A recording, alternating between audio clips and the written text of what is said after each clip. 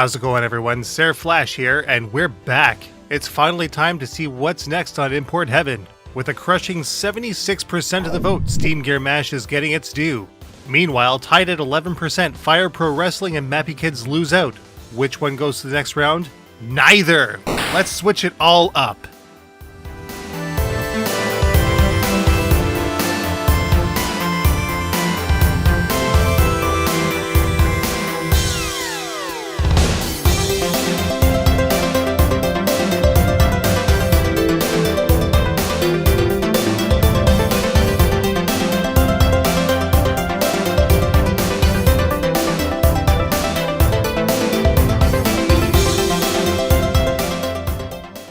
Steamgear Mash was made in 1995 by Takara Corporation. It's a one-player action game that was made exclusively for the Sega Saturn.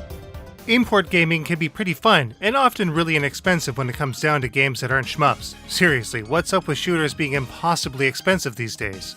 But hold on here, what's this? Steamgear Mash? It's a bright, colorful action game that's not only pretty nifty looking but also really cheap?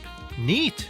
But what exactly do we have here anyway? It seems as if Steamgear Mash has a ton of shooting elements too. What is this, Bullet Heaven? Haha, no. But it looks like Steamgear Mash might have been better suited over there. How? Let's take a look.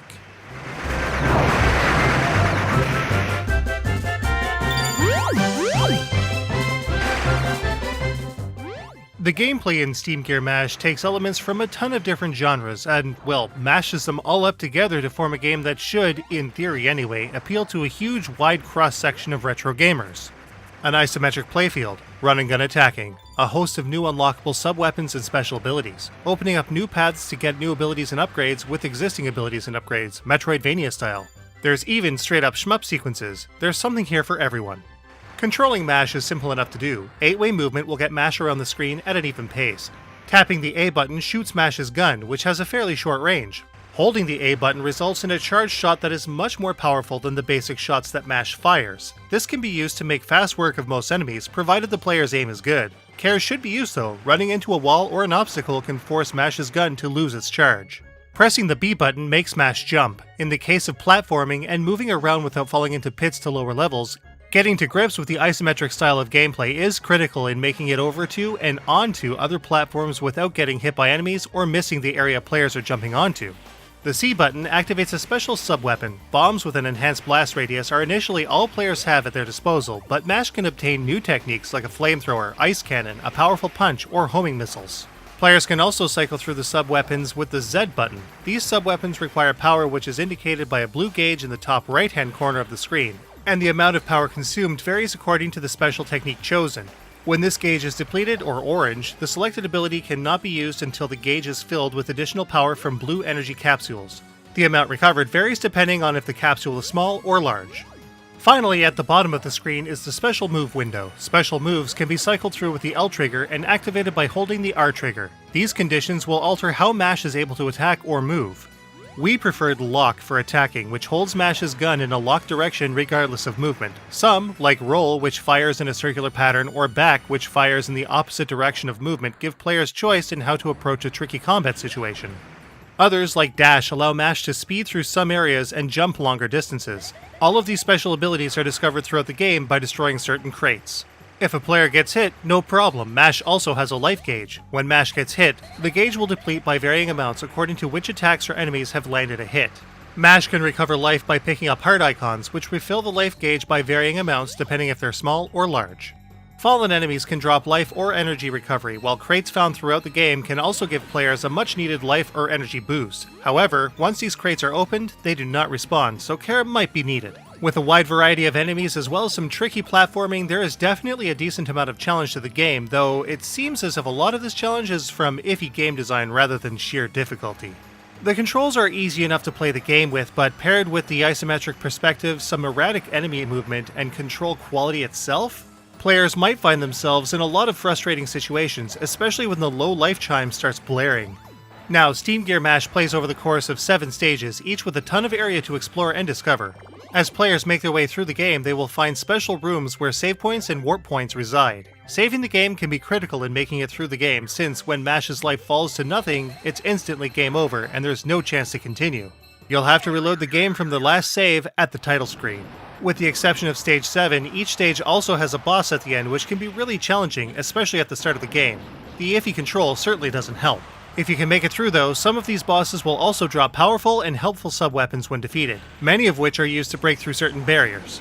Speaking of which, finding warp rooms helps in fast traveling to places that may need a weapon from later in the game to open a new path for new weapons. These fast travel points exist in stages 1, 2, 4, and 6. Steamgear Mash's gameplay is decent, but far from perfect. Some kind of continue system should really have been implemented, if only to more accurately gauge how much time has actually been spent in the game. It would have also saved a lot of time getting back into the game, compared to going back to the title screen and loading up the save again and again. But on the whole, as long as players aren't expecting perfection, there's a good amount of fun to be had here too. But as always, players' mileage may vary.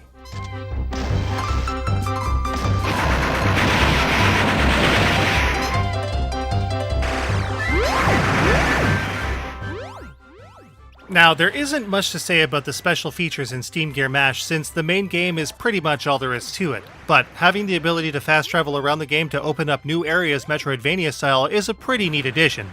Each stage also has a handy map to show you where you've been and where you have yet to explore. There are also some really cool sub-weapons to find, and backtracking is the only way to do it. This adds a good amount of replay to the game, though it isn't required to beat Steamgear Mash by any stretch. Despite the game's short length, stages 3 and 5 really break up the gameplay with pure shmup stages for each. These stages play an awful lot like Sammy's Viewpoint, which is pretty cool, but the control is less than fantastic and there's nothing to be said of any power-ups. Players have access to a semi-rapid shot activated by pressing or tapping A and a homing missile attack when pressing C. Defeated enemies will drop hearts frequently, which is great, since the controls in this specific mode is the worst players will encounter in the whole game. Avoiding enemy shots is extremely hard to do, and the main gun is way too weak to take anything out in an efficient manner. The bosses also seem to have a ridiculous amount of health for these stages as well. That aside, there's nothing more to Steamgear Mash. It has 4 save slots, options to remap the controller, and change the sound from stereo to monaural, and that's pretty much it.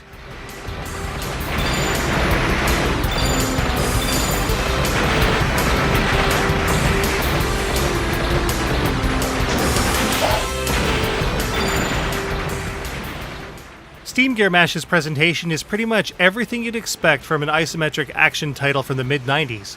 All of the sprites and assets here are pre-rendered and can be quite a bit on the chunky side, but you can still totally tell what everything is, which is fine by us. Interestingly, the backgrounds are a much more traditional pixel art style, which is pretty neat.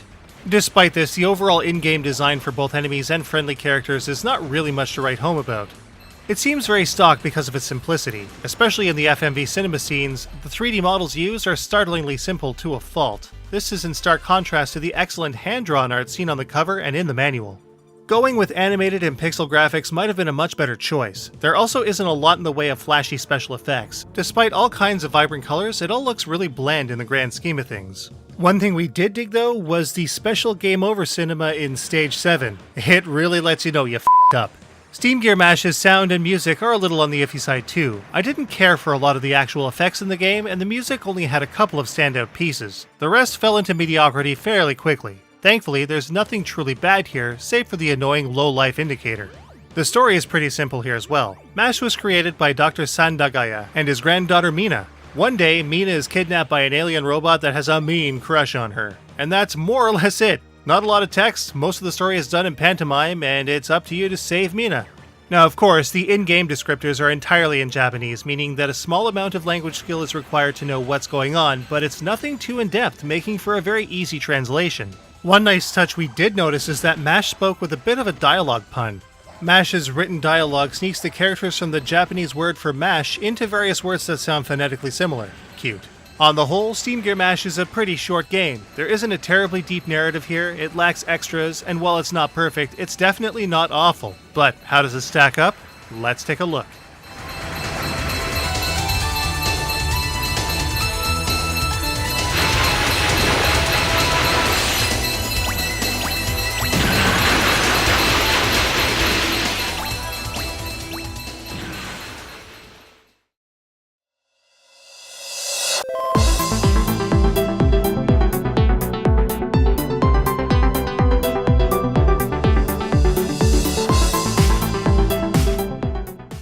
Players might find it difficult to really control Mash the way they want to, especially in the shmup levels.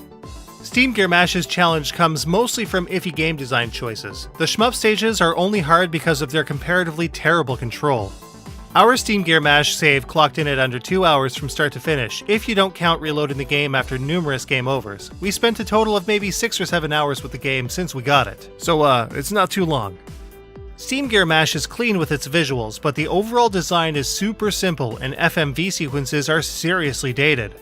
Most of Steamgear Mash's music tracks are good, with some less than stellar selections. The sound effects are serviceable with the exception of that irritating low life indicator. Steamgear Mash mashes together a ton of different game elements to make a title that actually works rather well despite all of its flaws.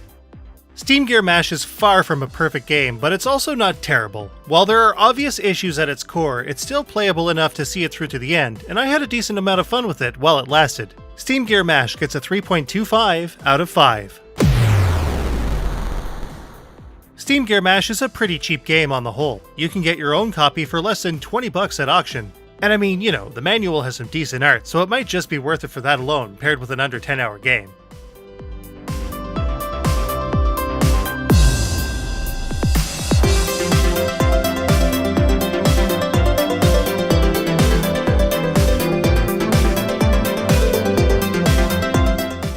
This episode of Import Heaven was made with a copy of the game purchased at auction. The opinions expressed are our own and are not paid for by the developer, publisher, retailer, or reseller in any way.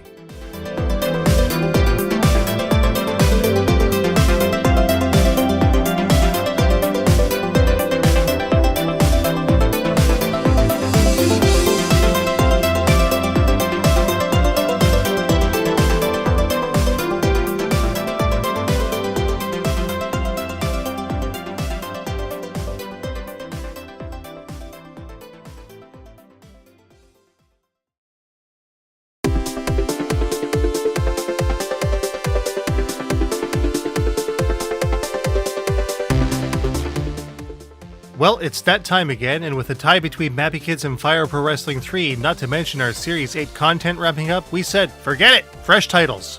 So, what's next? Will it be the PC Engine's Doraemon Meikyū Sekusen? Japan's counterpart to Crater Maze? Could it be the Super Famicom's Yonju Roku Okunen Monogatari, better known as EVO The Search for Eden? Or the Famicom's Sayuki World 2, which saw American release as Wampum?